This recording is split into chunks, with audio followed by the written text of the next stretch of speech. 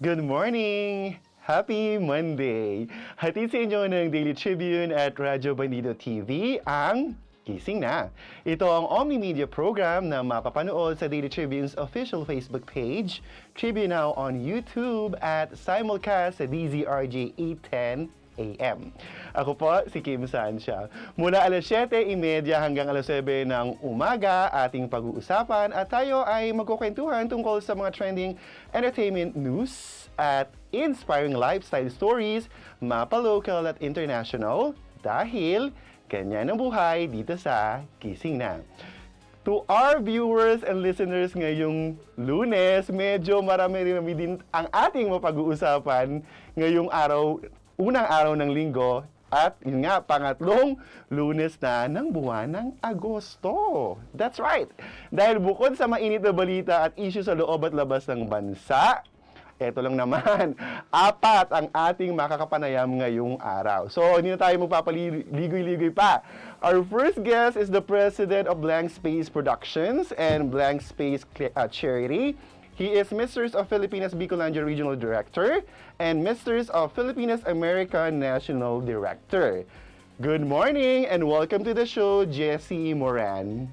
Good morning and magandang hapon dito sa California Pacific Time at magandang umaga po doon sa Pilipinas. Siyempre. Doing or having breakfast na. Ano bang kinakain mo ngayon? Wala naman. Actually, kakagising ko lang din. So parang literally good morning din talaga sa akin and to everyone. So, Ayun, ako din, pareho lang naman tayo, kagigising ko lang. Yun nga lang, umaga dito. At syempre, para samahan ka, Jessie, ngayong umaga, we also have the inaugural winner of Misters of Filipinas America, Jake, is it Acedo, right? Good morning. Yes. Okay, Jake Acedo, who represented the state of Hawaii. Good morning and welcome to the show, Jake. Good morning, everybody. Aloha, guys. Aloha. Magandang umaga. Okay, magandang umaga ha. Ang galing naman ng iyong Tagalog. Alright, so to start our conversation, so may we know how did you end up in the US ba? I'll start with Jessie. So, ako ba talaga? Yeah, ikaw kayong dalawa. Of course, kayong dalawa. Ikaw muna. Go. Well, interesting yung akin. So, most likely people aware about this. So, I came here because of the fiancé visa. Alright. So, nagkaroon ako ng partner, and then I petitioned. I was petitioned, and I moved here way back 2016.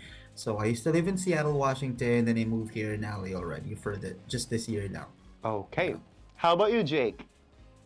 Well, my Lola is, she migrated here, and we were second generation Filipinos.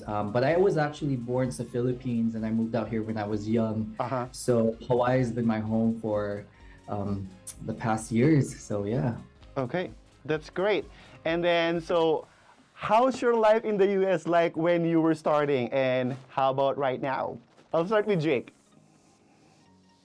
My life in the US, honestly, it's been an honor, especially growing up on an island in Hawaii. We're just a melting pot Yeah. of diversity, and maraming Filipinos sa Hawaii. So True. it's like I'm home.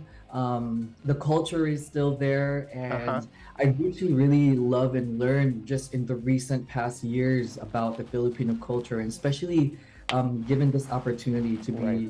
the first Misters of Filipinas America. I've been so much more in tune with our culture. So yeah, it's been nice. Nice to hear that from you as well. And how about you, Jessie?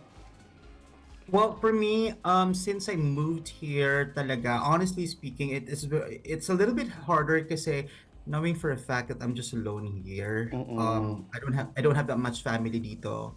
So very challenging. That is why, I make myself busy. I started with my passion, which is more on a world of pageantry. Because I came from the ground. When I was in the Philippines, when I was 18, 19, 20, 21, 22, something like that. I joined a lot of pageants back in the Philippines. So ayun, and then that's why I moved.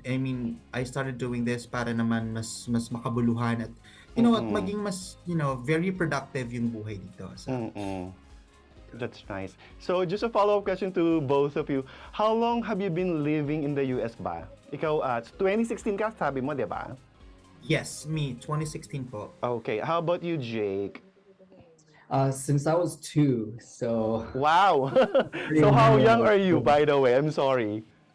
I'm 30 years old po. Oh, wow, you don't look like 30. Seriously. Wow, since It's 2 the years... Filipino kasi we age really well. Right. Oh my God. So you're in the US since you were 2. Oh my God. Okay.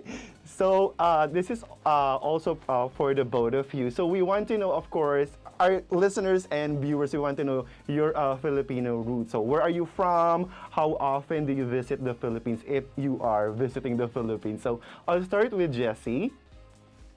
So I'm proud Bicolano and Masbate po. So I was born and raised from the rodeo capital of the Philippines, All right. the province of Masbate. So taga dun po talaga ako. So my families are all in there. All right. Jake. My dad is from Marilao, Bulacan. Marilao, Bulacan. Okay. And my mom is from Antipolo. So yeah, I've been flying back and forth quite often, and so very happy to be back within the past couple years, and almost every year actually. But I love coming back home, seeing family, seeing friends, Right. and it's been always nice. Okay, that's good to hear from you. And Jessie, this question goes to you. So based on your profile, you are the president of a production, a Blank Space, right? Blank Space Yes. Production. So can you tell us more about, is it a production company? What do you do? Yeah, this is called Blank Space Productions LLC.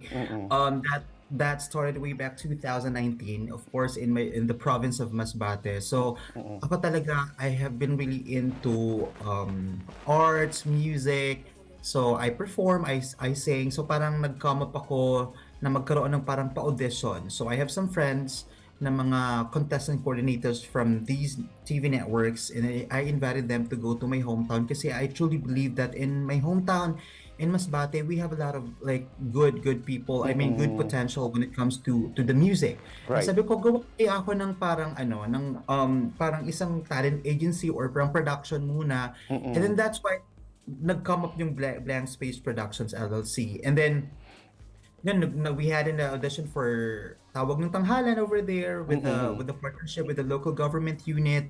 So tuloy-tuloy na yon, and then there's a lot of Masbateños na napadala namin doon sa Manila sa Tawag ng Tanghalan, and then doon na siya talaga nag-start. And me myself talaga, I really want to help people out, especially those people who really want to showcase their talents. So doon siya nag-start, tapos ang dami na napadala, even up until now, if you guys are can see the Facebook page.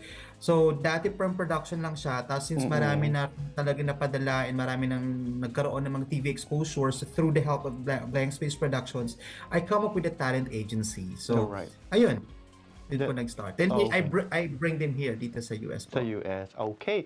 And then you are also the Blank Space charity president, right? So what does the charity do? Honestly speaking talaga, si Blank Space Charity, nag-come up lang ito talaga just for this year, in relation with the Message of Filipinas America then. But honestly, I've been really dreaming to na magkaroon ng ganyan kasi I really wanna spread the kindness and love, especially I'll start with the province doon sa Masbate. Tapos sabi ko talaga na parang alam mo naman dito sa Amerika, people would like mas gusto nila yung to support any organization na cause. And I like that personally too. Kasi me myself, kahit hindi ko kailangan ng charity, I do it silently. Na hindi pa ako mayaman, I just really because I know how it feels pag if someone needs help, right? Because I have been there then too. So, yun, si Charity talaga, I'm so excited kasi Jake Acedo, my winner, are the Masters of Filipinas America. We will go to my hometown and we are going to have the reading hub sa isang school doon sa city, like one of the coastal areas. So, I'm really excited to make that happen this year pag uwi namin. Tama. Ayan, Jessie, tama naman yung sinabi mo, yung pagtulong. And saw it on your Facebook yung caption mo yun, humility and kindness. So it really shows naman parang, kasi the way you explain and the way you sound, so mukha nga. So yun, hopefully I can meet you personally para ma-sense ko naman talaga ng, face to face, diba? So yeah. Anyway, before we continue our conversation, Jessie and Jake, magko-commercial muna tayo, okay? So, manatiling nakatutok dito sa Gising Na.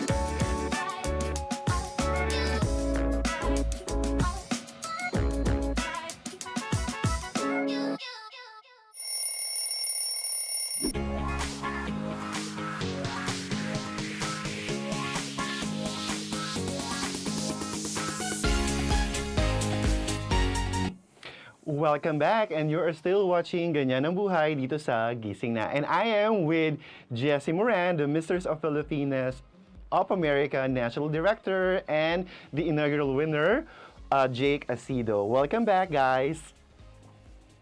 Hey, hello everyone. All right. So my next question goes to Jake. How about you, Jake? What have you been doing prior to winning the title? Are you working? Are you studying, or what?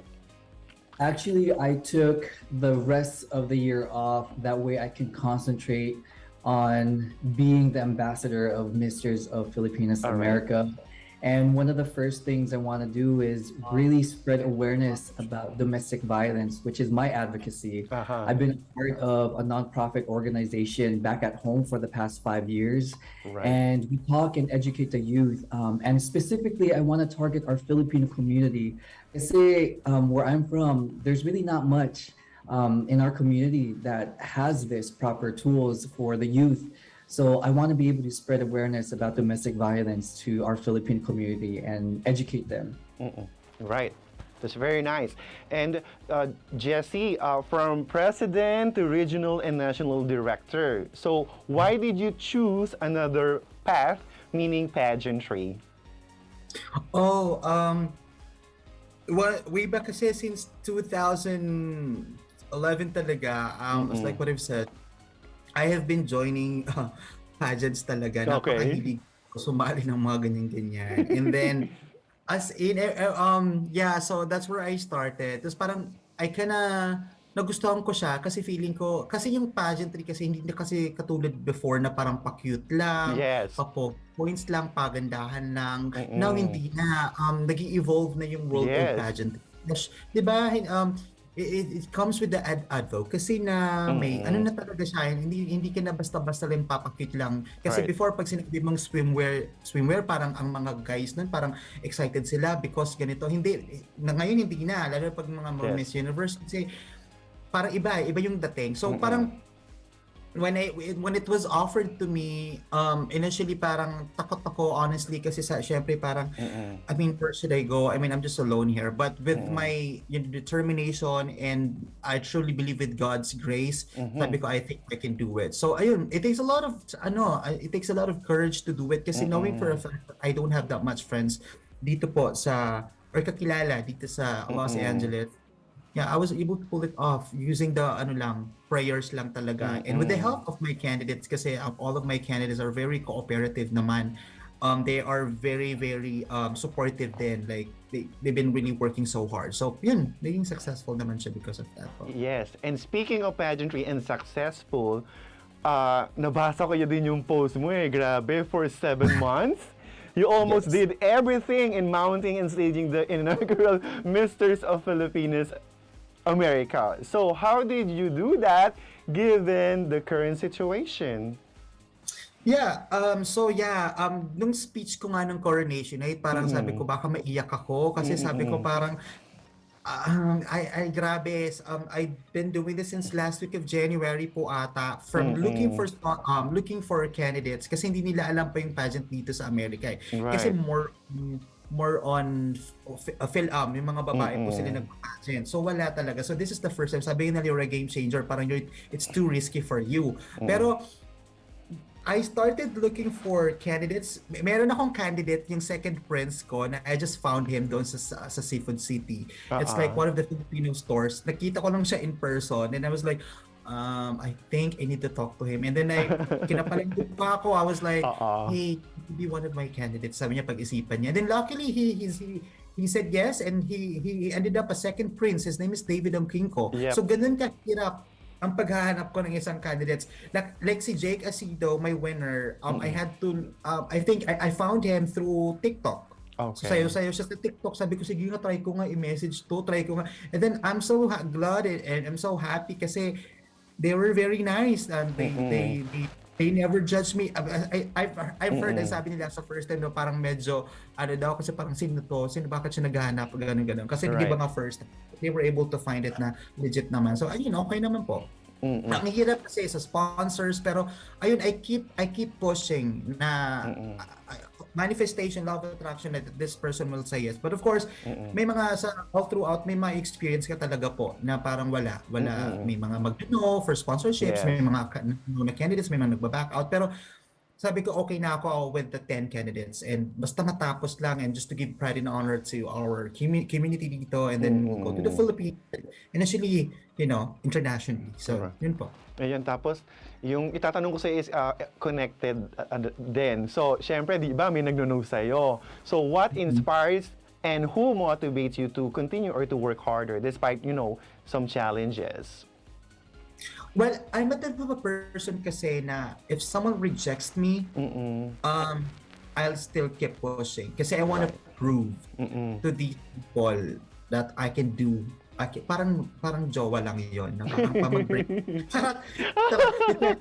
Yung mag-jowa, kaya yung parang nag-break kayo tapos ipapatnayan mo sa kanya. Charot, di man. Parang, no, I'm trying to say is like, I had to say, pag may nang mga nagno-no, minsan na-anticipate ko siya, pero nakakasad. Siyempre parang, okay, these people doesn't wanna be part of this organization or doesn't wanna support. Pero it is what it is. But I just still keep pushing kasi gusto ko lang talaga to have, magkaroon lang talaga ng magandang show. And then if wala, go next. Next ulit.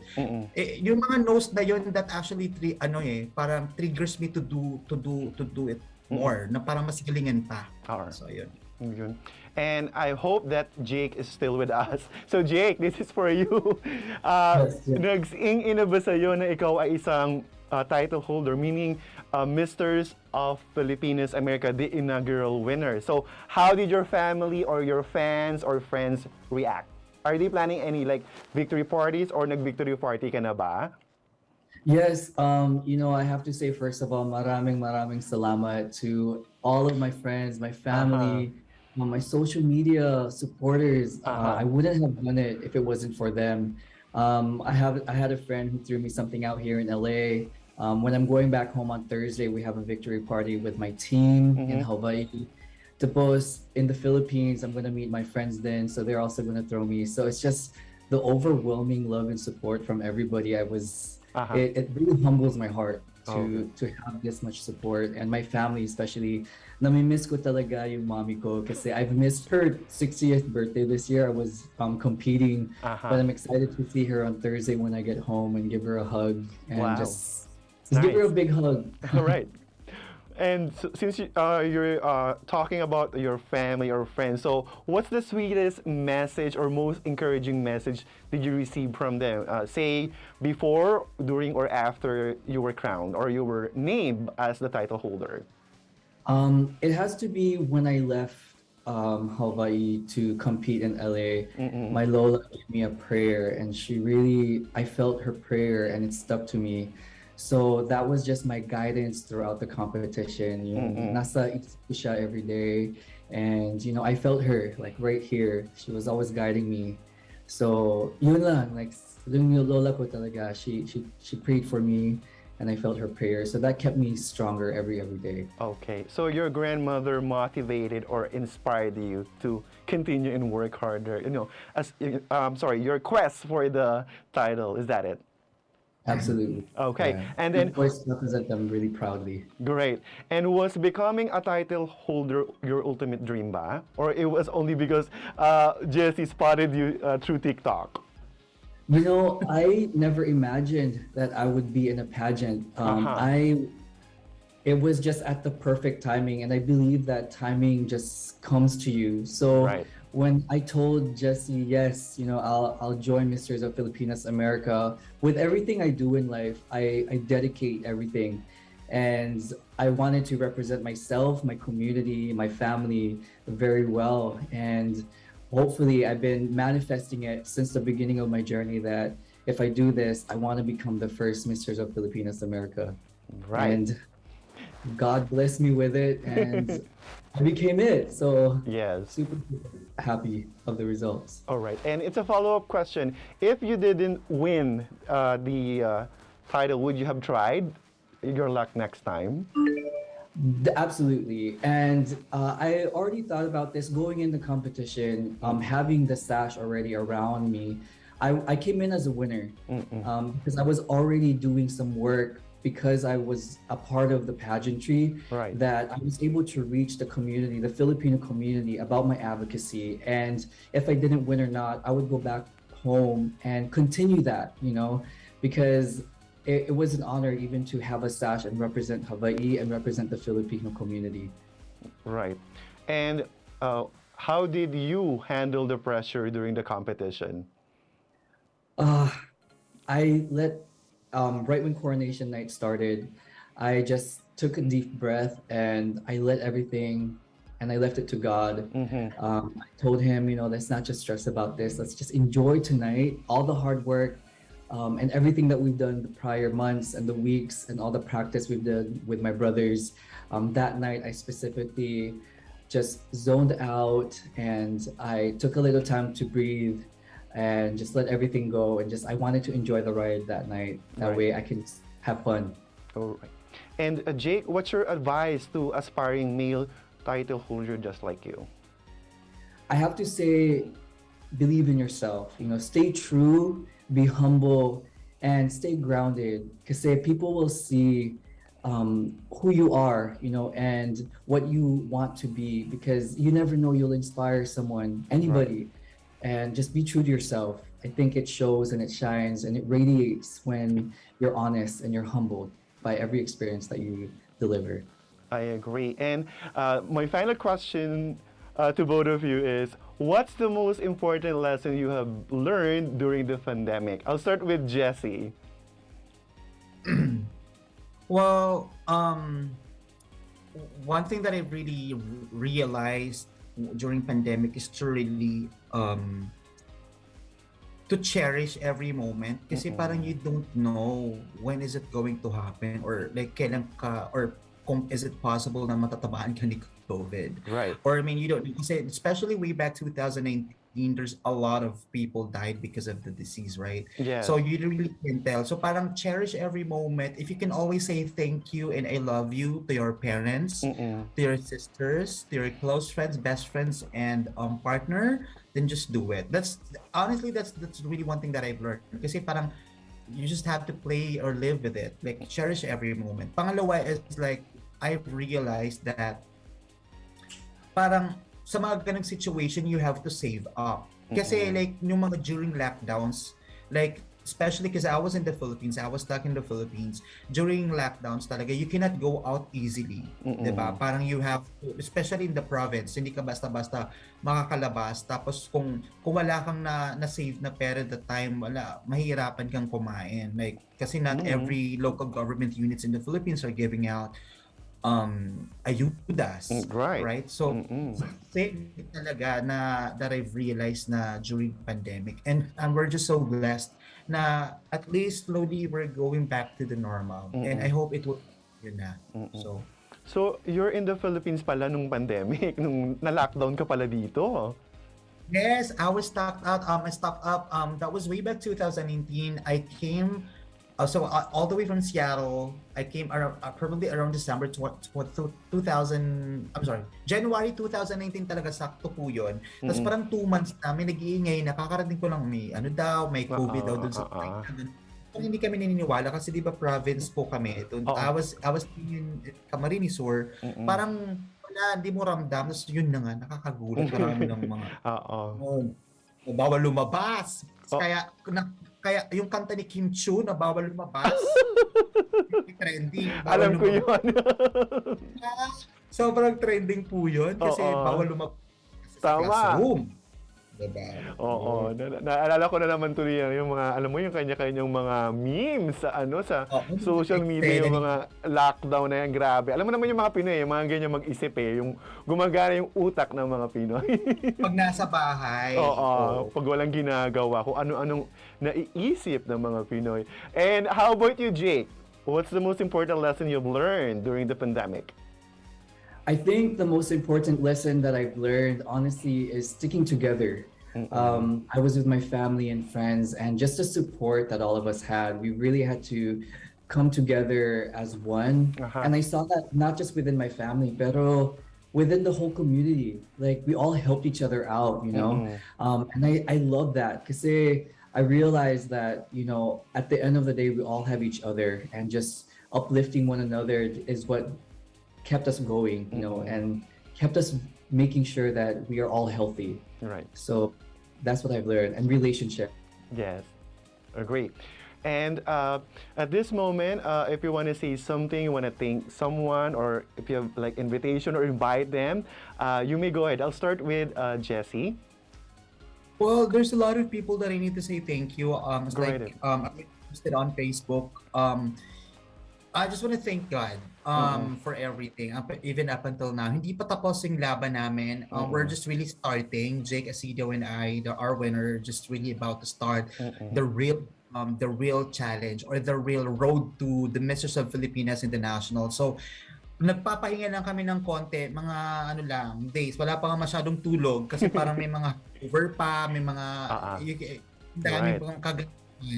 So, but of course, I just want to say thank you to the Masters of Filipinas organization for extending their help. Not even with the presence, kahit yung mga tanong-tanong lang there. Carlo Galang, the owner, the president of FEPS. Maraming salamat. Of course, to all of our sponsors dito, Sandwave, Leo Bato, Kennelly Ferguson, Miss Philippines USA 2022 owned by Lurazon, Ate Hera of Mr. Filipino, a Flying Home Eagle Elk. Ang dami po kasi talaga. Of course, Kuma USA, Tessa Alba, I love you. Ian Sison Na, the pageant director, Bessie Bisana, my friend.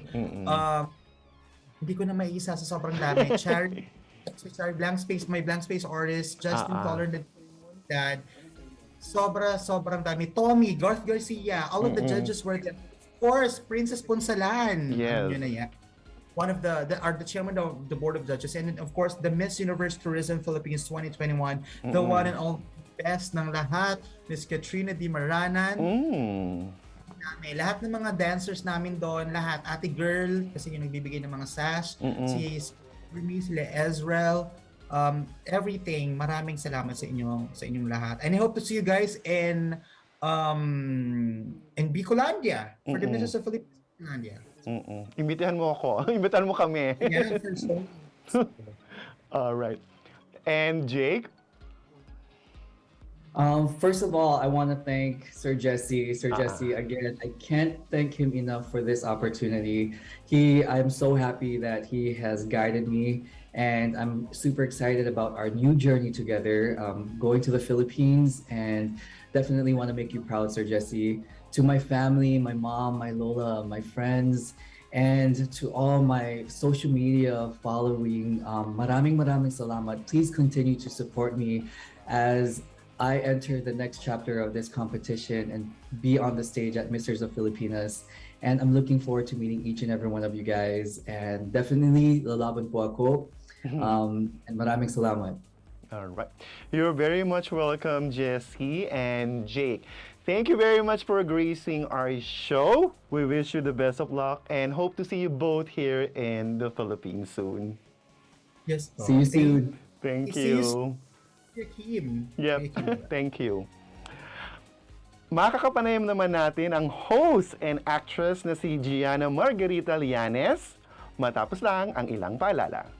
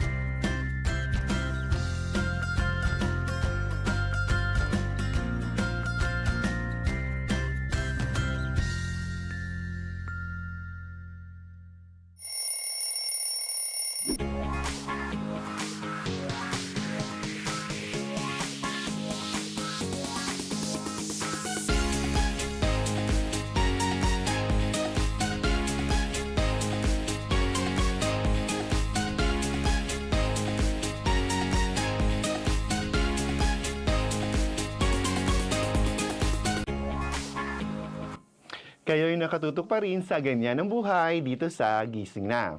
Pero bago natin kausapin ang susunod na guest, balitang pelikula muna tayo, okay? Si Max Eigenman na gumanap bilang isang single mother sa pelikula ni Ana Isabel na matutina na 12 Weeks ay tinanghal na Best Actress sa 18th Cinemalaya Independent Film Festival na ginanap kagabi lamang sa Cultural Center of the Philippines Main Theater o tanghalang Nicanor Abelardo, hosted by Liway actress Glyza De Castro. Huwagi naman ang filmmaker na si Zig Dulay na nag-uwi ng 4 na parangal. Best Editing para sa The Baseball Player ni Carlo Obispo at Best Screenplay, NetPac Award at Best Film Short Film category para sa kanyang sariling entry na Black Rainbow. Nanalo naman ang young actor na si Tommy Alejandrino bilang Best Actor. Sandali lang po. Best Actor para sa The Baseball Player na natanggap ang award mula sa kapwa young performer na si Jansen Magpusaw na nanalo sa parehong kategorya sa 2019 Cinemalaya film na John Denver Trending. Ito rin ay isang magandang gabi para sa mga kababaihan o mga babaeng gumagawa ng pelikula dahil ang batang manunulat director na si Gabriela Serrano ay nanalo ng 2 tropeyo, Special Jury Award at Best Director para sa kanyang directorial short film debut na Dikit.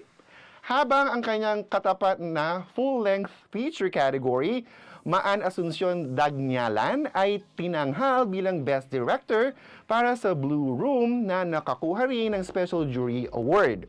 Na nag-uwi din ng Best Production Design ni Mark C. Maulen Fadul, Best Cinematography ni Paul Daza at Best Supporting Actor Soliman Cruz.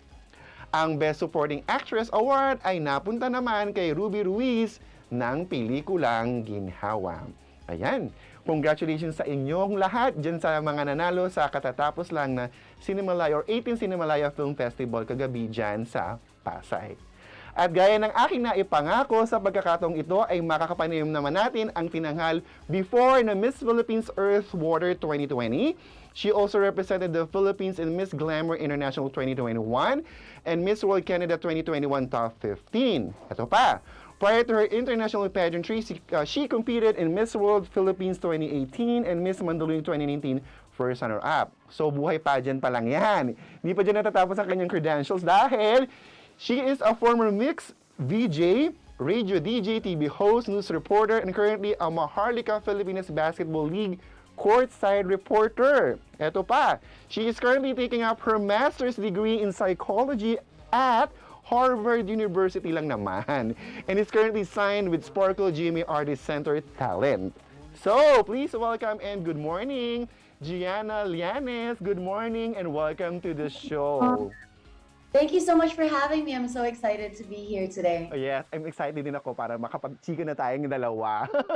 So ayan, alam ko naman medyo pageant season pa, hindi pa rin tapos. Gusto lang kitang tanungin, will you still join ba a beauty pageant given a chance? Given the chance, I think I will because I have one more year to go po before eligibility. Right now, I just have to see where my career goes in terms of Sparkle GMA Artist Center, just to make sure that it doesn't clash. But Sure. in the case, if I do have the opportunity, I think I'll take that last chance. Right. And just to add, by the way, I forgot, Gianna also graduated with a bachelor's degree in communication and a minor French. O, di ba? Class of 2019 from Ateneo de Manila University. How to be you po, Gianna? Ayan, tapos isa ka din VJ, DJ, TV host, and news reporter. My God, ang dami mo namang ginagawa. So, paano mo ito minamanage? So, ano yung inspirasyon mo para gawin itong mga trabaho na to, Gianna? Definitely my parents po. My parents are always very hardworking. They're first generation immigrants, but when we were really young, we moved to Canada. So I've Right. seen them grind to really provide all of these opportunities for my kuya and I. And I haven't been living home for the past few years, been really trying to be independent so that I can work hard for them. And that's exactly what I've been doing. Okay. So, of course, you were a VJ, DJ, TV host, and news reporter. So, what's the best thing about, being in that position or being in that, field? Ano yung mga memorable experiences mo dyan? Well, alam ko naman po na yung pinakamalaking strength ko is really my ability to speak. Yes. I love that all of those opportunities have allowed me to really have a voice, not just on, fun topics like entertainment, music, and more so on unconventional topics as well. I've really been able to use the platform to talk about mental health, Right. to talk about environmental policies, to talk about women empowerment. So I'm really glad that at my age right now, I've already generated conversations on that. Right. And I can actually attest to that you are very good in speaking and interviewing. So, since we're talking about speaking, talking, and interviewing, so of all the interviews that you've done, which one was the hardest? I mean, can you name or cite a few? Recently I did host the red carpet for Yes. the CMA Gala night. And I think that might have been the hardest because kailangan confident po kayo talaga na Right. na mai-intimidate sa celebrities that you've been watching for years. I also got to host it with Tim Yap, who is very Yes. known as a host. He's very experienced. So that might have been the hardest. Also, I was really glammed up. I was standing for 3 hours on that Oh my red God. carpet. So, sobrang sakit po ng paa ko afterwards. So, 3 oras pala yan. This started, I mean, it was supposed to start at 6. I started hosting at around 8. So, siguro mga around 10, 11 po natapos. After that, I went immediately up to my hotel room. I did an outfit change, changed my shoes. Pagdating ko po sa gala dinner, tapos na siya. Hindi rin ako nakakain. Alright. And the whole experience was just an absolute whirlwind. I'm really grateful that I got to do that as a starting artist for Sparkle GMA Artist Center. And that is definitely a highlight of my career. Right. And just to share you a funny story, Gianna, we were actually preparing or editing, the pictures or the videos that we're going to use in this interview with you. And then, you know what? I asked the video editor, you need to find a video or something during the GMA gala. And then, we can't find you. We were actually, where is Gianna? Where is Gianna? Something like that. And then, there was this guy or a staff from us, and he said, kaya nyo hindi siya makita kasi host siya. Hindi namin alam na host ka. We were actually looking for you to, walk on the red carpet, and then we can't find you. Just to share you a story. And then, oh my God, kaya naman pala hindi natin siya makita. Parang na-award pa kami nung isa naming staff dito. Nung ginagawa namin yung B-rolls mo, yung video dito para sa interview mo, tawang-tawa kaming dalawa, parang, ayan, kasi kayo nanunood. Parang ganun yung nangyari. Pero we were watching and we were looking for you. Where is Gianna? Where is... Something like that. So, ayun. Oh, thank you. You know what? I would have loved to obviously walk the red carpet as a BT. That's one of your dreams. But hosting it was 10 times better. I mean, there were only a few of us who were actually hosting it, and I got to meet all of the celebrities. Yes. And look at all of their looks and have conversations with them. So it was just amazing. I'm still in shock that happened to me. Yeah, because it was a gathering of the GMA artists. So, na-starstruck ka ba? Sobra po, actually. Kanino ka na starstruck? Really composed. You know what? As a beauty queen, there were some beauty queens that actually walked the red carpet. Yes. So I got to interview Beatrice, Luigi Gomez, Medina, and Celeste Cortezi at the same time. Right. And I was just in awe. They were all so beautiful, so kind. And I think in terms of, you know, those are one of the groups that I was most starstruck by, but I also love Heart Evangelista, Maria Rivera. They're style icons that I also got to see in person, so that was amazing. Yes, and it's a once-in-a-lifetime experience. Definitely, but yes. Right, diba? And also, going back on your, you know, impressive credentials, you're also a, courtside reporter nung Maharlika Filipinas Basketball, right? League, tama ba yun? So, Yes. can you tell us how did you become that courtside reporter? Actually, po, being a sports reporter is my first love. That's what I love to do the most. And that started when I was 18. I covered basketball for the UAAP. I played basketball for 6 years prior to that. Grew up in a basketball family, so I really grew up around the sport.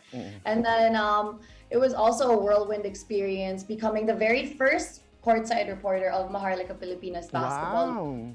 And until now, I'm actually reporting for them once a week, 3 games. I get to go out of town. I've been to places like Davao, Basilan. I'm going to Jensan soon to cover these basketball games. And maganda rin pong siyang opportunity kasi nakakwento ko yung storya ng mga basketball players that really started out from nothing. The purpose of the basketball league, the reason why it was set up was for small town players who really wanted to shine on a national and potentially international stage one day. So it's so cool to talk about their stories. Some of them have day jobs. You know, some of them really grew up from nothing. And some of them are just really trying to, like, flew into the Philippines trying to grind it out as well. It's a different field completely from pageantry and being an artista, but it's cool because I get to show off that side of me as well. Okay, that's very nice of you, Gianna. But before we continue our exciting and, you know, inspiring conversation, we'll pause for a break.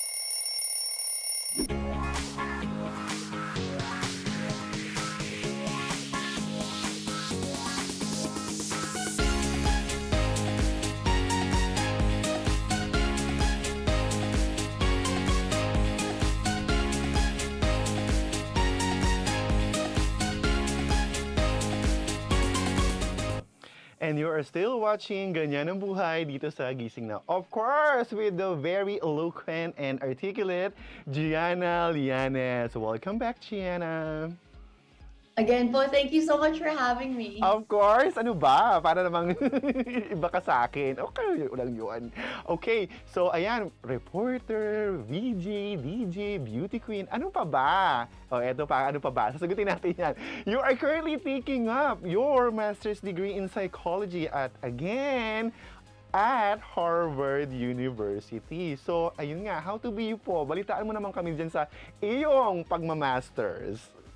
Well, I graduated my bachelor's degree po in 2018. And since then, I was so set on going back to Canada where I grew up to study my master's there. Pero yun nga po, nagka-pandemic. And it actually became sort of a blessing for me when it comes to my education because I didn't know what I wanted to take up for my master's degree. Pero syempre po, during the pandemic, nag-increase yung cases when it comes to mental health. My mom is a psychologist, so she's been always supportive of me talking about mental health, open on the platforms I provided.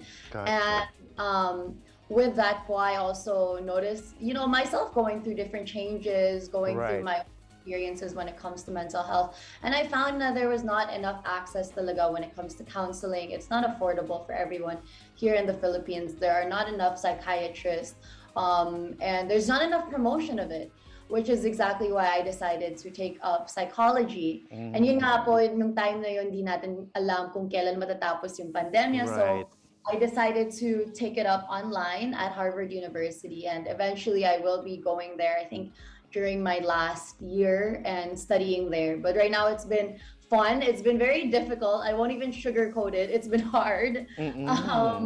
But I feel like it's important because alam ko rin po yung career ko when it comes to hosting, when it comes to acting, and even pageants. It's not forever. So I wanted to find a bigger purpose when it comes to that. Wow. Ang galing-galing naman. Haya naman ako talaga dito kay Gianna. No, actually, sinagot mo na actually yung tatanong ko eh. Tatanong ko sana, why did you choose psychology? Ayun naman pala, you influence naman pala sa family mo, kaya mo pinili yung psychology. And in a way, it somehow related dun sa ginagawa mo, speaking, public speaking, hosting, courtside reporting, right? So, I think yun yung reason. At saka medyo related din dun sa advocacy mo, mental health. So, psychology. And then earlier, napag-usapan na rin actually a little bit earlier, you are currently signed with Sparkle, the GMA Artist Center Talent. So, masasabi mo ba sa akin or sa amin kung how long yung contract mo? Well, actually, Paul, my contract is a year, but I'm hoping it's going to be extended because I am currently working on a show right now. It's called Startup, and it's starring Bea Alonzo and Alden Richards. It is the Philippine adaptation of the Korean telenovela. So being a part of that has been amazing. And because I was able to host the red carpet, I have a few more projects lined up, which is also why I'm not 100% sure if I'll be able to join a pageant, because in the case na my contract is extended, I will prioritize that. But if it doesn't, then I'm definitely going to join a pageant. Ayun. That's actually my next question. Do you have the list or your projects lined up with Sparkle? Madidiscuss mo to sa amin? Hindi. Yes, Okay. actually, yeah. So I am, as I mentioned, I am still filming for Startup right now.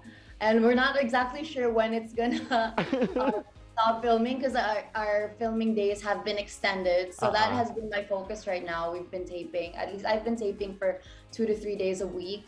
And then after that, I have a few more hosting jobs, and I'm hoping to get regularized for a show. Yep. Yeah, and you mentioned co-hosting earlier as well. You recently co-hosted the Jimmy Thanksgiving Gala, and ayun nga, nakausap mo yung mga artists. So, meron ka pa bang gustong i-work on in terms of hosting? Gusto mo ba mag-host ng ganito, awards night, or let's say a show, variety show, or anything like that?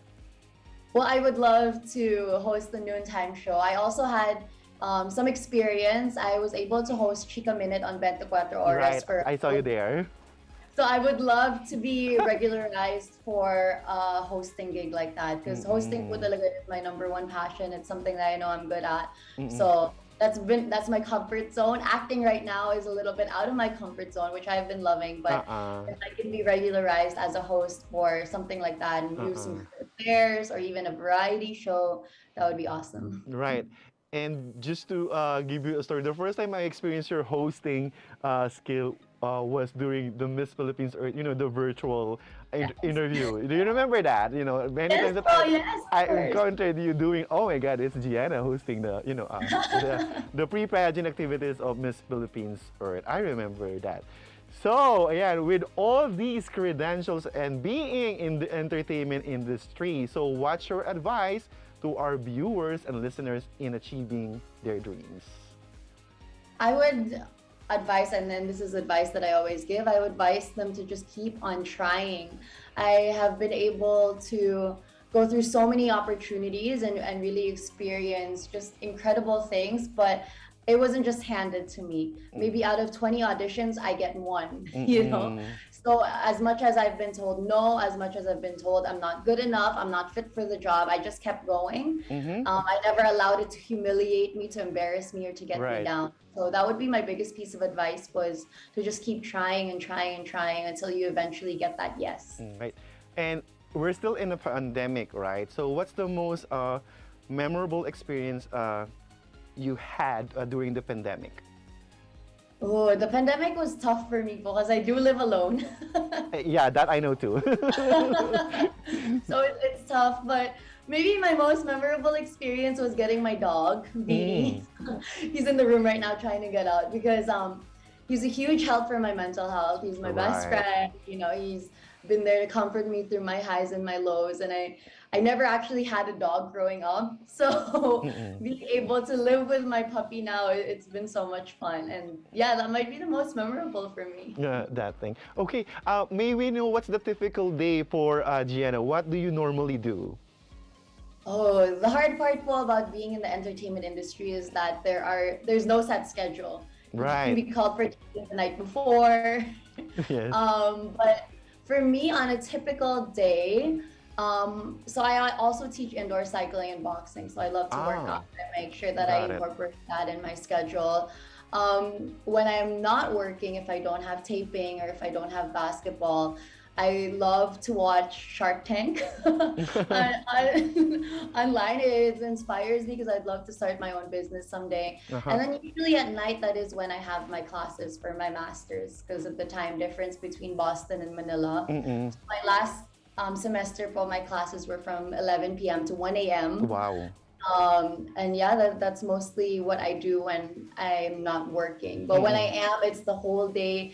Taping starts at around 8 a.m. or if I have basketball, we leave for the location at around 10 a.m. and then that goes on until around midnight. Okay. May we know what type of business are you interested to? I always wanted to do a clothing business, but something that's sustainable. And I actually did start that before when it comes to activewear. I had to halt it because of the pandemic. Right. But maybe something more into that. Oh, wow. So clothing. So it's still related, beauty pageant and clothing. Yes, well, yeah. Right. So Gianna, at this moment, if you want to invite some our televiewers and listeners, or if you want to say something, you may go ahead, please. Well, first of all, again, thank you so much for having me. Of I had course. so much fun. Yeah, thank you for having me here and allowing me to use this platform to talk about what I've been up to and what I'm passionate about as well. Sa lahat po na nanonood, I invite you to just check out what's up with me on my social media pages. On Facebook, it's Gianna Llanes, and on Instagram, it's Gianna Llanes. Those are pretty much the only platforms that I'm really active on. Please continue to catch Maharlika Pilipinas Basketball League. That is on Signal TV or TV5. And I cover the games on Tuesdays, so I'll be there tomorrow. Games start at 5 p.m. and there's 3 games. They go on until midnight. Please stay tuned as well for Startup. And that's going to be showing on GMA7. We don't have the time slot yet because we're going to be filming till the end of the year, but please stay tuned for that. I know a lot of people are anticipating that because again, it's starring Bea Alonzo and Alden Richards. They'll be making their debut as a love team, and I'm super lucky to be a part of that project. So please check that out as well. Wow. Abangan namin yan. Siyempre, that's Bea and Alden. And I do want to add something else as well. I've been working with a telemedicine app called Eva, and it'll provide you with information on how to get counseling in the Philippines when it comes to mental health and women's health as well. So please try to download that. Please check that out, and I'll be creating a lot of content with them. If you have any questions about mental health or women's health and there are messages that you do want to send out, you can always send it to my social media and I'll try to get back to you on that. Wow, Gianna, the woman of substance and credentials. Oh, thank you po. How to be you po talaga, Gianna. Grabe ka talaga. Ayun. So, Gianna, thank you so much for gracing our early morning show. At syempre, bumangon ka for this. We appreciate that. So, we wish you good luck and stay safe and see you soon. See you soon po. Thank you so much. You're welcome. Bye. Abangan sa aming pagbabalik ang aking eksklusibong panayam sa isang inspirational singer at songwriter sa pangalan, singer and songwriter Ian Sison, matapos lang ang ilang paalala.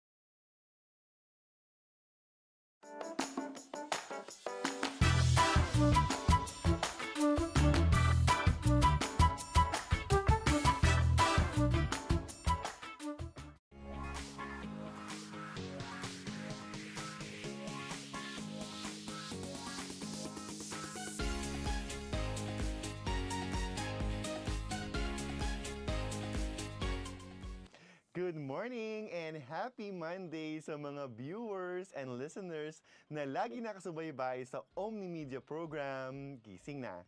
In today's episode of Nagbabalik na Tribune Extra, ito yung patikin ko sa inyo. Makakapanayam natin ang 3-time Star Awards nominee and winner of 2016 PMPC Star Awards for Music. He was one of the judges at the 30th Awit Awards and Filipino Society of Composers, Authors, and Publishers or PhilSCAP member since 2016. Eto, he writes and produces inspirational songs to lift up your spirit. So please welcome Ian Sison. Good morning and welcome to the show, Ian. Good morning everyone. Good morning sa inyo lahat na nandito ngayon. Good morning, Kim. You're welcome. So, kumusta ka naman? Kumusta man yung araw mo ngayon? Yeah, Okay, medyo busy sa mga projects. Mm-mm. Konti, Okay. papano. Okay, that's good. So simulan natin ang ating chikahan ngayong umaga, Hey! ngayong Lunes. Ayan. So Okay. ayun, matanong ko muna, how did you get into songwriting pala? Kasi nung bata pa lang talaga ako, mahilig ako magsulat ng poems, Okay. mga tula. So, Wow. doon ako nahasa. And then, nung nag-college na ako, nasa college na ako, doon ko na minahal yung music. Mm-mm. No? So, kinonect ko lang siya. While doing, yung experience ko writing poems. So, parang nilagay ko lang siya sa music. So, ayun, simula nung college pa lang ako. High school pa lang actually talaga, nagsusulat na talaga ako. So, ayun. It took time for me. So, you're into prose and poems pala. Alright. So, ano to? Both English and Filipino? Yeah, oo. Pero mostly Filipino. Oo, mga tula. About pagmamahal, about inspiration. Okay. Ganyan. Yung hilig ko talaga. Doon din kasi ako nakilala ng ibang mga followers ko sa page na who writes inspirational songs. So, I focus myself na lang there. And minsan, meron din about heartbreak. Mga ganon. Alam mo na. Yung mga bigo. Oo naman. Yun tayo yung naghuhugot. Yan. Hugot. Oo, diba? Of course, alam ko naman yan. Ano ko ba naman? Tao lang tayo. Ayun. Meron ka bang hugot sa buhay? Meron naman. Hindi ko i-deny. Huwag kang ganyan, ha? No. I'm not gonna tell you. Yes, syempre meron naman. Tao lang din tayo. Alam mo yun. Nasasaktan, namamahal, at natutuwa. Alam mo yun, emotion. So, it's normal lang naman. Diba? So, yun. Teka, gusto ko lang malaman, ano yung una mong na-compose na song? English ba, Tagalog, or ano yung theme or yung emotions doon sa song? It's a love song kasi nung I was still in high school, so I'm always listening to South Border. Kasi gusto ko yung music nila, especially nung kahit kailan. We have a piano there sa bahay, may piano kami. So, habang nagpa-piano ako, nagsusulat-sulat ako ng mga stuff about love. No? Kasi dati, syempre, pag bata ka pa minsan, di ba? Alam mo, puppy love yung mga ganun. Oo naman. Oo. Sobra ka naman. Alam ko naman yun. So, doon ako nag-start, nag-umpisa. Before ako bago ako nagsulat ng mga inspirational songs. Kasi, yung mga inspirational songs ko, dumating na yun yung mga dumaan ako ng mga struggles in life. Kasi, when I write inspirational songs, I really relate it kung ano yung na-experience ko. So, hindi ako makasulat ng mga inspirational songs kung hindi ko ramdam kung paano yung struggles, ano yung pain, ano yung sakit, when it comes to, lalo na if you're chasing your dream sa buhay. Kasi nung nag-umpisa talaga ako dito sa Manila, so I've been here in Manila for 9 years na, and I'm not that popular naman kumpara sa ibang mga artists, but ayun nga, because of, tawag nito, because of yung pakikisama lang sa mga tao. Right. So, I have projects here and there naman kahit paano. Kaya, I'm grateful sa mga tao na yun. So, yun yung pagsulat ko talaga, Kim, more on hugot din sa buhay. So, may pinaghugutan ka pala. And you mentioned earlier na yun nga, inspirational song. So, yun nga, kumuha ng inspiration sa mga hugot. Meron ka pa bang pinagkukuhanan or pinaghuhugutan ng iyong inspiration when you're writing songs? Meron pa ba? Actually, kasi I've been to charity then also, nung nag-aaral din ako dito.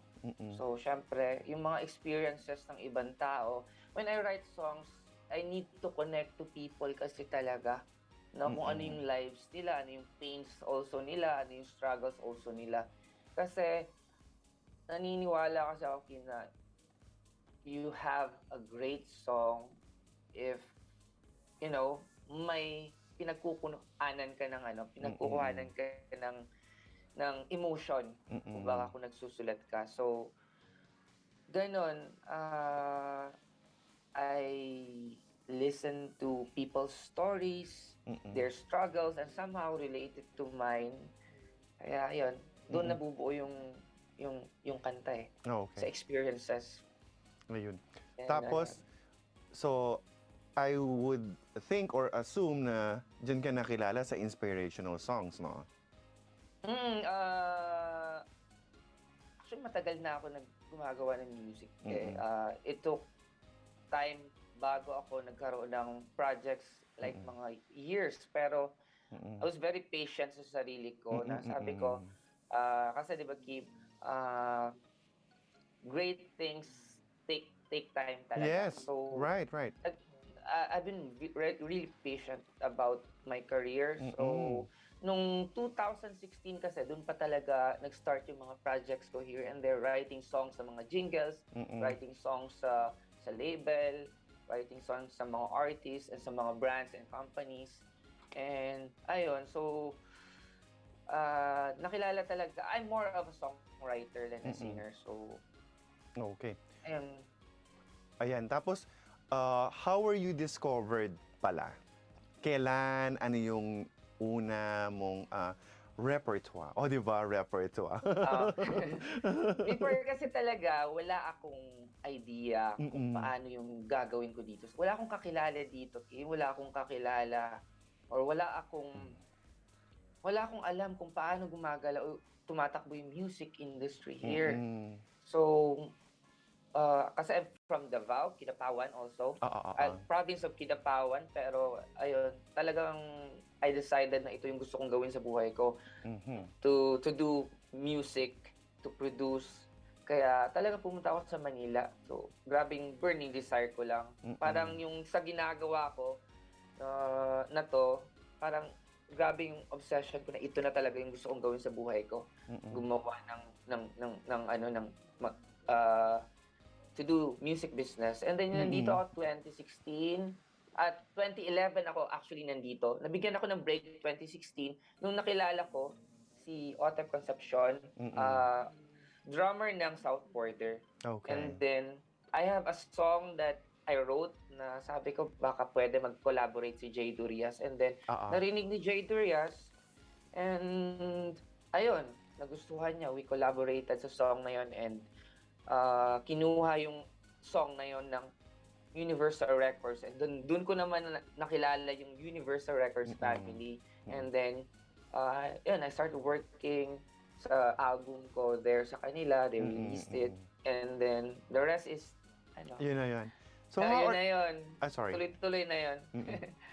So, kumusta naman yung relationship mo with Southboard or with J. Dures? Okay pa ba kayo? I mean, nakikita pa kayo? Nagko-collaborate pa ba kayo? Or collab? Oo. Hindi na naman. Hindi na. But we are friends. And we are friends and yung drummer na South Border, which is my close friend of mine, yun yung nag-uusap pa kami. And siya din kasi yung nagbigay ng doors sa akin. Sa Kinabuhi, yung sa parokya ni Edgar. So I worked with Buwi then, parokya ni Edgar before. Yeah. And then, actually, hindi naman talaga ako super kagalingan, no? I'm confident, Kim, sa ginagawa ko. I'm really confident when it comes to writing my song, when it comes to making music. But,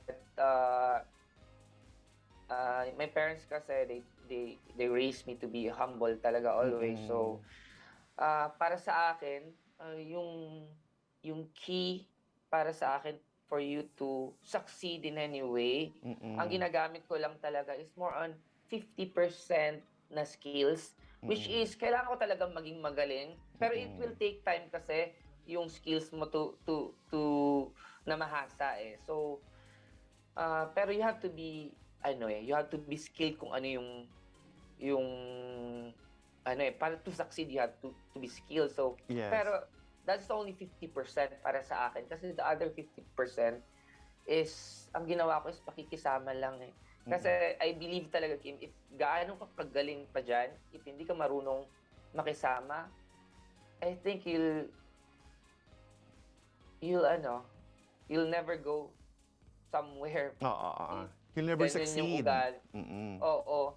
Yun lang gamit ko. Pakikisama there, pakikisama dito, pakikisama dyan. Kaya kahit papano, kahit hindi man ako ganun ka-popular, I have projects here and there, and yung mga projects ko naman, hindi siya biro din eh. So, it really takes talaga skills. Pero aside sa skills, yun talaga yung gamit ko talaga. Pakikisama sa katrabaho, pakikisama sa mga companies na nagpapagawa sa akin ng kanta, yun. Right. Hanggang paulit-ulit na lang. Ganun siya. Okay. So, yan na-mention mo na na-meet mo yung Universal Records, diba? So, medyo fast forward tayo. Of course, nakilala ka namin dun sa song ni Manny Pacquiao, diba? Diyan ka nakilala. So, eto na yon. So, how do you meet Manny Pacquiao? Ano ka ba? Napili? Na-introduce ka ba? Or paano ka naging artist, to write his retirement song? Take note, this is a retirement song. So, medyo parang medyo may pressure to, di ba? Tsaka, syempre, it needs to be like beautiful, meaningful, or, ganon, inspirational or whatever. So, kwentuhan mo naman kami dyan. Yeah, as what I've said, when it comes to it really took time for me para hasain talaga yung skills ko. So, right now, kasi yung time na yon, I'm really confident to what I do, no? Especially in terms of writing, in terms of music production, I'm very confident talaga na if there's someone na magpapagawa sa akin, I can really deliver. So, because of my experience. Pero ako nga, sabi ko nga, Kim, I'm a type of person na I'm an opportunity seeker. Kasi there's two types of people of person eh.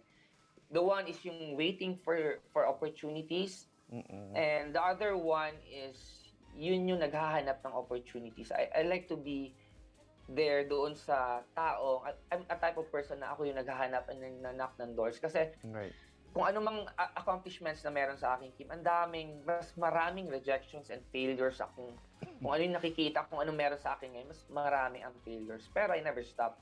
So, opportunity seeker kasi ako. Kung hindi ako pwede dito sa opportunity na to, if may nag-turn down sa akin, I don't take it negatively. I take it okay lang kasi maybe not now. Kasi meron din ako mga nakakatrabaho na hindi ngayon okay, yung timing is not okay, pero the next years, naging katrabaho ko sila and they kinuha nila ako for a big projects. May mga ganun eh. So, yung kay Manny Pacquiao, I'm the one talaga who auditioned. No? Okay. Out of dami-daming mga gustong gumawa ng song sa kanya para gamitin niya mismo sa song na yon. Sabi ko, lakas lang to ng loob. Sabi ko, pumunta ako sa meron akong kaibigan kasi who worked with Manny. And then sabi ko, baka you can introduce me and set me a meeting sa kanya. Kasi I would really love to write a song para sa kanya. So ayun, kinanta ko yung song na yon sa harapan niya. Talagang pumunta ako doon para maramdaman niya yung song. Yes. And then, kinanta ko siya a cappella na may piano. And then, ayun, I think Manny really appreciate what I did yung time na yon. Parang nag-iba yung mood ng place. And then, lahat sila nag-video na when I sang. And ayun, doon ko nakuha. Kasi ang dami namang kasing, even Esmil no, gumawa rin ng video for Manny, yung kanyang yung video, which is, ang daming talagang choices. Pero siguro, I'm lucky lang and siguro tamang blessing lang. I'm very lucky lang talaga na to have that opportunity. And at least, makuha ang goal ko kasi noon, kunin man ni Manny yung song ko for his retirement or projects, basta na-deliver ko yung gusto kong gawin. So, hindi mo kasi malalaman yung isang bagay kung hindi mo nasubukan. So, talagang sinubukan ko. And, ayun, I was lucky na pinili niya talaga na he wants me to write. He wants to use it para sa retirement song yan. Ganun lang yun nangyari. Ayun. Tapos Oo. ayun, sinabi mo, kinanta mo sa harap ni Manny yung song. Yeah, oo. So, syempre hindi ako papayag na hindi ka magsasample. Ay, Pwede ka ay. bang kumanta? For you, syempre. Oh, wow! Thank you, Okay, so just do it when you're ready or just go ahead, please. What do you want me to sing? Siyempre, yung Yung- kanta mo kay Pacman sa Pambansang Oh, Kamo, sa- o doon ka nakilala, yun yung gusto Okay, ko. sige, Di ba sige. nagdemand talaga Oo. gusto ko? Sige, okay. Thank you so much. Sige. 5, Sige, this- 4, 3, 2, 1, go. Isang papyaw para sa bayan, para sa pusong lumalaban, Okay. sa tibay ng loob at tapang, hindi mapipigilan ang pag-ibig mo, anumang tindi ng ating hamon. Sunod sabay ka lang sa alon, madapa man ka'y babangon, sa biyahe ng kahapon, anumang pangarap mo, sabay tayong aahon. Ayun. Wow, nagising ako bigla ha, ngayong Monday, o di ba? Pasabog ngayong Monday morning ang kanyang pag-awit. Morning talaga. Good morning. Di ba? Pang So, I love it. umaga. O, di ba?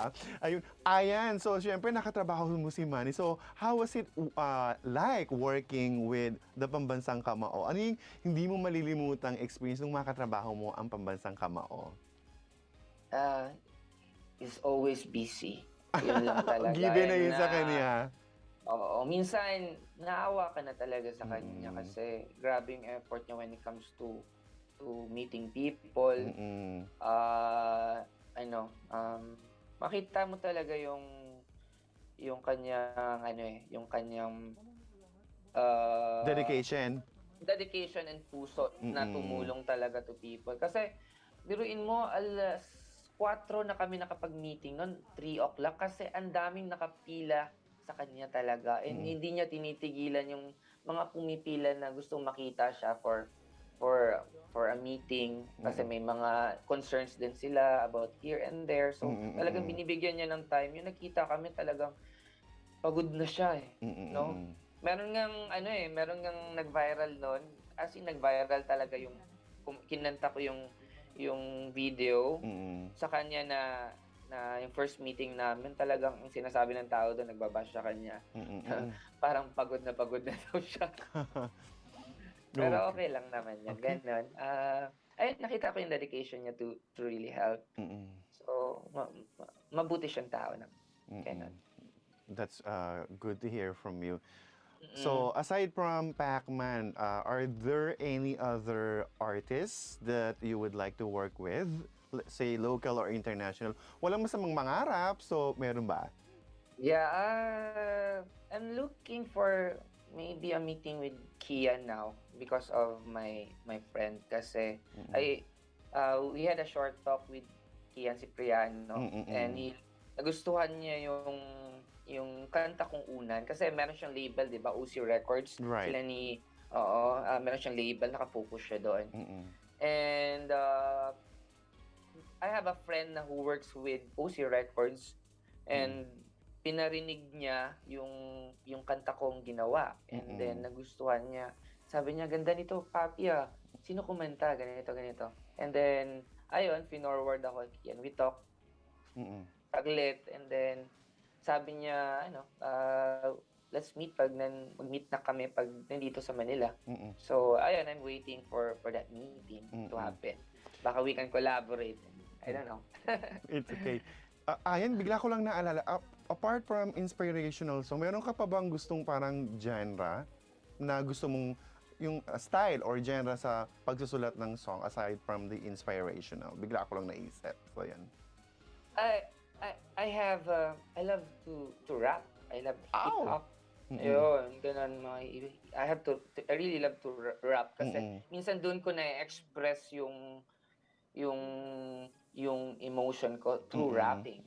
So meron akong screen name na pino-promote ngayon. It's Maria Rizal. Another part of there are two sides of me kasi this one yung Ian Sison, this is parang a jolly type, yung parang I love to sing, hear inspirational songs, more on motivational song, uplifting song. Dun sa side kasi na yon is a part of me na hindi ko ma-express kasi nandoon yung pain, nandoon yung struggle, nandoon yung parang a little bit of anger but in a positive way. So more on reality talking sa rap na yan. So I do rap and meron akong track na medyo nag-iingay ngayon sa social media is called Batang Anghel. So it talks about poverty, about reality, and what's happening in politics and in our country ngayon. So medyo ganun yung style niya. Okay. So, Oo. yan medyo nagbigay ka na or nagbigay ka ng pahapyaw sa mga upcoming projects mo. So, isa-isahin natin or balitaan mo naman kami, ano ba yung mga aabangan namin sa'yo? Abangan nyo yung kayang-kaya. It will be yung kayang-kaya ko na song. Start promoting it on TikTok and Facebook. Kasi ngayon, nasa Facebook and TikTok na ngayon eh. Yes. And social media na talaga ngayon. So, Right. me and my team, we are focusing on that marketing sa single ko na kayang-kaya sa lahat ng mga social media pages. And tingnan natin kung ano yung mangyayari. So, ayun, ganun lang.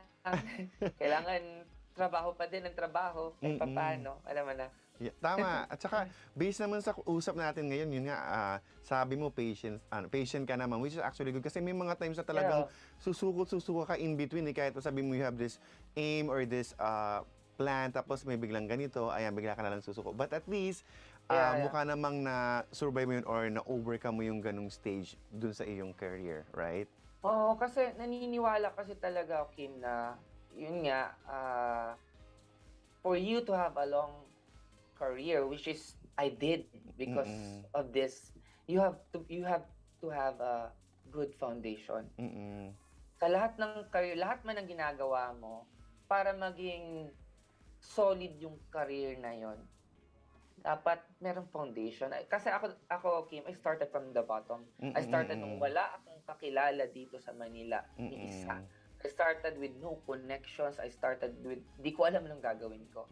And through my learnings doon, sa years na yon, through my experience na yon, doon talaga ako natuto eh. So, it's okay na it took time, but I am happy kasi kung hindi nangyari yun, hindi ko ma-value kung ano yung meron sa akin. Kasi ang dami ngayon, biglang sumikat, biglang nawala. Yes. Biglang nakilala at biglang nawala. Kasi wala kasing foundation and learnings doon eh. But if you know the process, if you know how to build that foundation, kahit na bigla ka mawala, pero you know how, kaya mo ulit umakyat. Ganun lang yun. Even kahit hindi sa music, kahit sa anong bagay. Ganun naman yun siya. Ayun. Tapos, gusto ko lang itong malaman, yung parang mga simple na tanong. So, in between ba, aside from writing song or producing song, ano yung pinagkakaabalahan mo? Yung TikTok. Joke lang. Seryoso? No. Ang aside sa music business, pinagkakaabalahan ko is meron akong charity group, which is the Fighters Foundation, and every month gumagawa kami ng mga activities like helping yung mga those who are in need, mga cancer patients na kids. Yun yung ginagawa namin. Nag-create kasi out of my followers sa Facebook, sa Facebook page ko. So doon ko sila nakilala eh, yung mga admins and yung mga fighters group. So nag-create ako ng small foundation, which is yung fighters ang tawag, mga palaban sa buhay. So gumagawa kami ng activities to really help, no? Make much of my time lang, ganun lang. And kung wala naman akong ginagawa, the usual normal people, minsan nanonood ng Netflix, gano'n lang yun. Oo naman. Oo, gano'n naman. So, gala dito minsan, sometimes, if I need a break, I go out with friends. Minsan, nagmumotor ako. I love to ride a bike talaga doon sa Davao. And, ayun, ganun lang yung buhay. Ayan. Ayan, bago kita pakawalan, ito, I'm giving you the time or the floor. Papakawalan mo na ako. Hindi pa naman. Ito nga, bago nga. Kaya nga sabi ko sa'yo, bago. Di ba? Gusto ko yung banal mo, papakawalan mo na ako. Di ba? Hugot yan. I love it. Bakit eh? No, I love it. Natawa ako doon, actually. Naaliw ako doon. So, meron ka bang gustong sabihin or invitation, may album or something? Go ahead. Yeah, may mga new songs na ako na ilalabas. Is more on inspirational songs. Doon sa page ko is Ian Sison. Type nyo lang Ian Sison sa Facebook. I'm also, yung mga singles ko din pala, yung ibang songs is out na sa Spotify. Pati yung Pacman para sa bayan, out na sa Spotify, iTunes. And then, yung isang album ko naman, Mario Rizal, yung rap songs nandoon, mga couple of songs lalabas na rin doon. So, lahat ng mga ganap na gagawin ko is, ayun. Okay. Makikita niyo sa social media is Ian Sison. So, ayun, and of course, sorry. thank you sa inyo. Thank you. I would like to thank you. Of course. guys. Yung ano mo naman, yung mga social media pages mo, ano yon? Sabihin mo naman para ma-follow ka. Diba? Yung, ano ba? Instagram, Facebook, Twitter, ano? Yeah, search nyo lang sa Instagram, YouTube, at saka Facebook, and TikTok is Ian Sison Official. Ian Sison Official. Ganon. So, nandun na lahat yung mga about me. Tungkol sa mga, minsan walang kabuluhan. Minsan, nandun na lahat yung mga kwento ko. Nandun na. So, I would like to invite you guys, yung mga gustong makilala pa ako, and kung ano yung ginagawa ko. You're welcome. I always talk to to people there sa social media accounts ko. Hindi ako nagcha-chapa doon. So I really took time to connect. Kasi yun naman yung ano natin yung purpose ko dito. Not just to write inspirational music. I write inspirational music to connect to people and inspire. So, Ayan, syempre maraming salamat sa yung pagpapaunlak sa amin ngayong Lunes ang umaga. At syempre bumangon ka ng maaga para lang dito Thank sa you. aming show. Oo nga, ang aga eh. And we wish you good luck sa iyong mga future gagawin yung mga songs. At syempre stay safe. Thank you so much. Thank you so much sa inyo for welcome. watching, guys. So, thank you, Kim. You're welcome. Thank you. I'll see you soon, ha? Yeah, I'll see you invite mo soon. lang kami, walang problema. Punta ka, ha? Sige. Sige. Thank you, Sige, and again, thank good you. luck sa iyo. Good luck din sa inyo, guys. Thank you. Ang ating pong nakapanayam ay si Ian Sison, yung nagsusulat ng mga inspirational songs. Ayan. So, manood at makinig Lunes hanggang Biyernes ng Tribune Extra for the latest and hottest local and international entertainment news. See you next time.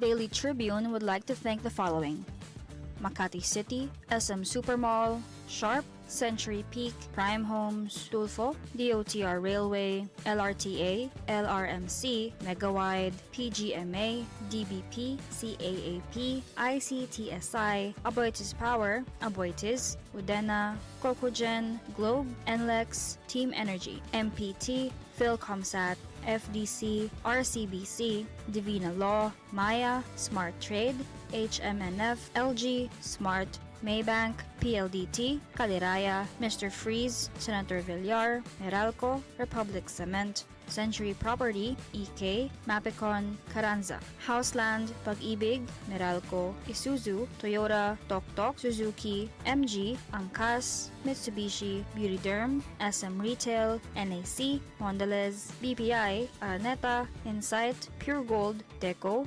Watson, Copiroti, Pagcor, and Simply Thai.